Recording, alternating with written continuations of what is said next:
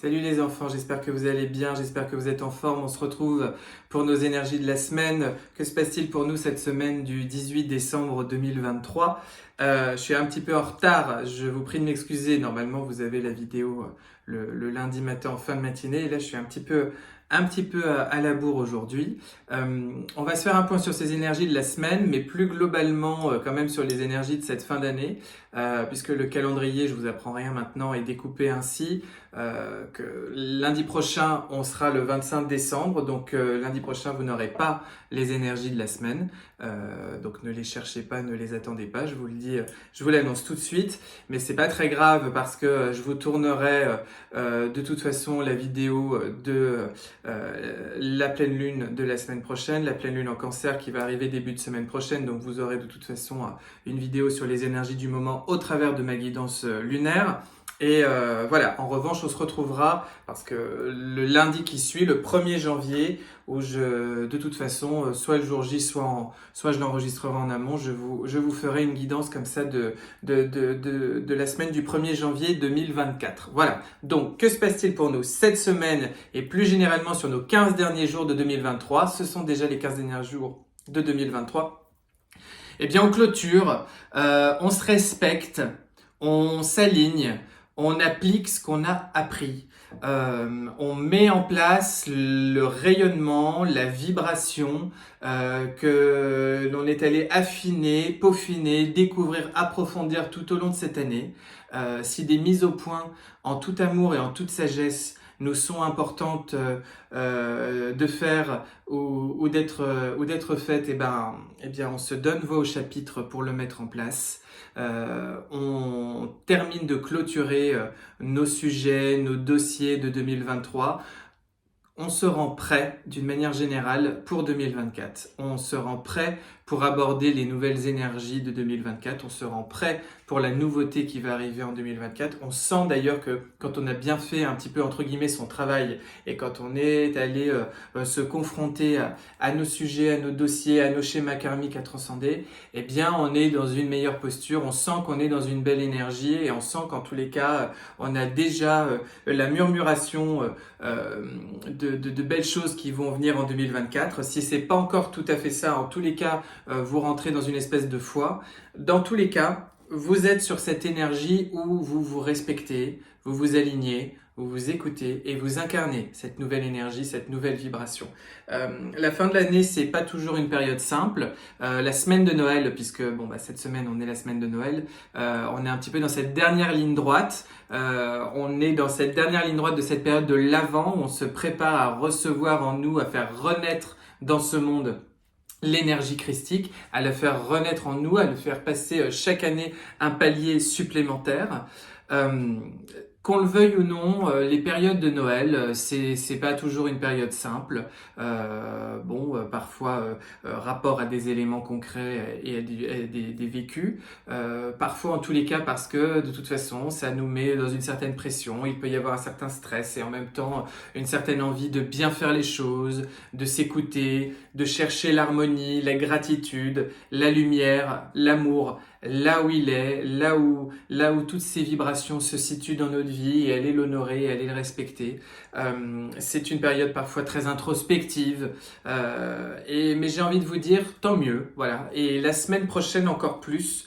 Entre Noël et Jour de l'An, c'est toujours une période un petit peu flottante de l'année où ça nous permet aussi de faire vraiment des bilans de l'année. Et je vous l'ai dit, ça va être une période idéale la semaine prochaine pour vous faire des promesses à vous-même, des promesses de choses, d'éléments, de vibrations, d'énergie, de rencontres, de possibles que vous voulez voir être, apparaître, se mettre en place en 2024. Quelles sont les promesses que vous avez envie de vous faire et de vous tenir pour cette prochaine année? J'ai pas envie de vous parler de résolution ou de bonnes résolutions. Moi, j'ai envie de vous parler de promesses. Plus particulièrement, du coup, cette semaine, on monte comme ça en gamme chaque jour vers les énergies christiques de la fin de la semaine. On a le solstice d'hiver. C'est un jour extrêmement important. Je pense que ça fait partie des journées les plus énergétiquement fortes de notre année, ce solstice d'hiver. Et moi, je vous le dis, donc conscientisez-le sur la journée du 21, je dirais même plus largement le 21, le 22, le 23 décembre. un espèce de triptyque comme ça de jours où vous allez être invité à être peut-être très introspectif, allez vous réserver des temps comme ça de méditation, de recentrage pour redescendre en terre, vous mettre vous-même en terre et pouvoir comme ça dresser des bilans en toute vérité avec vous-même, avec votre âme et avec votre vibration. Voilà, vous sentir et vous ressentir à nouveau. Cette semaine, sans en plus vous faire des répétitions comme ça d'éléments que j'ai pu déjà vous dire dans d'autres guidances, nous sommes en train de terminer l'énergie du Sagittaire pour entrer dans l'énergie du Capricorne.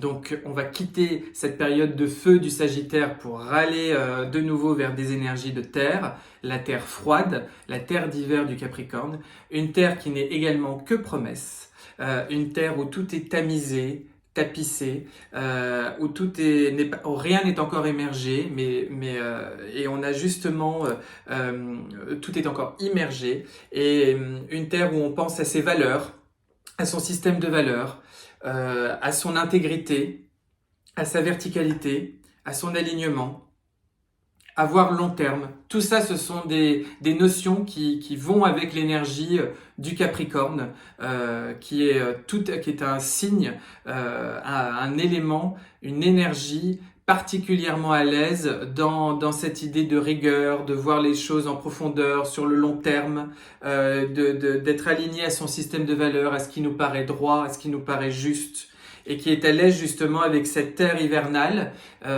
qui peut parfois paraître aride mais froide, mais qui en même temps lui fait travailler sur sa durée et sa longueur de temps dans le bon sens, et qui en même temps est un aliment, est un signe qui monte comme ça dans la montagne, qui monte plus près des cieux, qui s'élève ainsi vers une dimension supérieure dans sa sagesse. Voilà, signe intéressant, période intéressante, j'aurai l'occasion de vous en reparler dans mes prochaines guidances. En tous les cas, on switch cette semaine.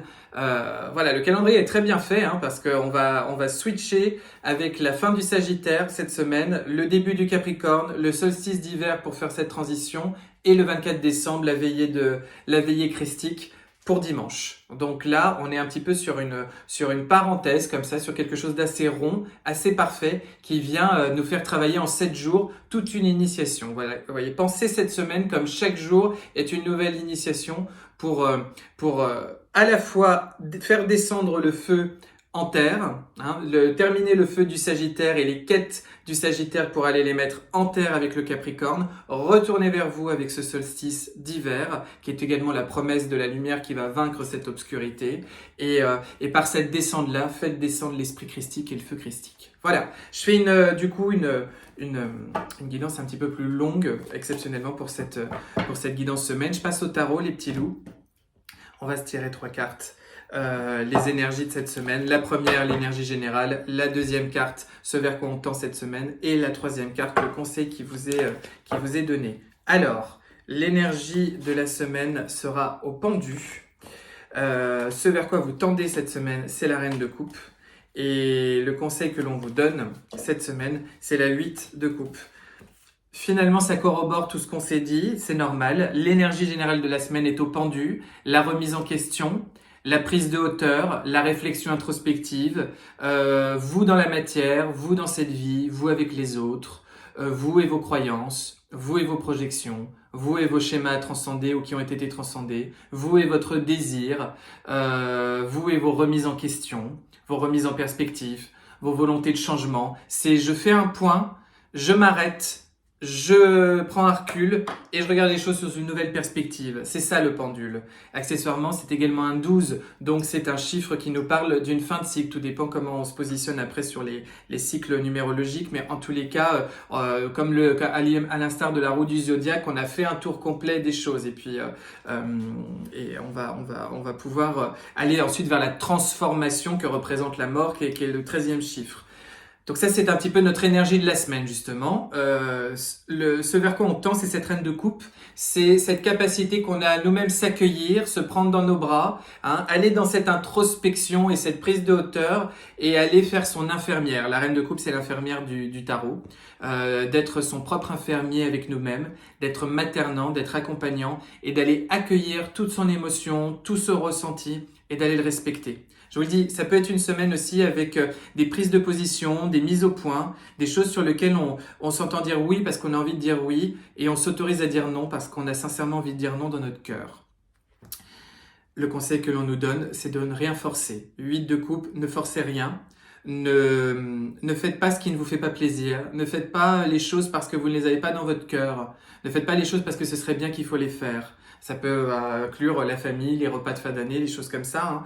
On quitte les situations qui ne sont pas satisfaisantes pour nous émotionnellement. Et c'est le conseil que l'on vous donne. Je vais prendre un autre jeu pour vous parler un petit peu sur ces 15 derniers jours. Ouais, le conseil que l'on vous donne finalement plus généralement. Non, j'ai envie de demander ce sur quoi vous devez, ce que vous devez garder en tête, ce sur quoi vous devez porter de l'attention pour terminer ces 15 derniers jours de 2023. Et vous avez l'empereur. Ok. De rester sur votre solidité. L'empereur, c'est un chiffre 4. Hein. C'est la maison, c'est son toit, c'est ses murs et c'est le sol. C'est la matière. L'empereur, c'est le pouvoir. C'est votre énergie masculine par excellence. C'est votre engendrement, votre capacité à respecter votre territoire. L'empereur, il dirige son empire. C'est vos limites, votre territoire, votre espace. Voilà toutes ces choses sur lesquelles il faut être attentif sur cette fin d'année et être dans le respect, l'amour, l'accueil de tout ça. Ok? Bon les petits loups, un peu plus longue, 11 minutes ces énergies de la semaine, ça va être un petit peu long pour ceux qui me regardent sur Instagram. Vous savez, hein, je l'ai fait court parce qu'en fait, à l'origine, c'était une proposition exclusivement pour mon compte Instagram et puis en fait, vous êtes nombreux à me suivre sur YouTube et à ne pas avoir Instagram, donc je le mets sur les deux. Je vous embrasse, je vous dis à très vite. On se retrouve mercredi d'ailleurs sur Rayonnance TV sur YouTube pour une nouvelle conférence avec Anthony qui est médium. On va parler de l'au-delà.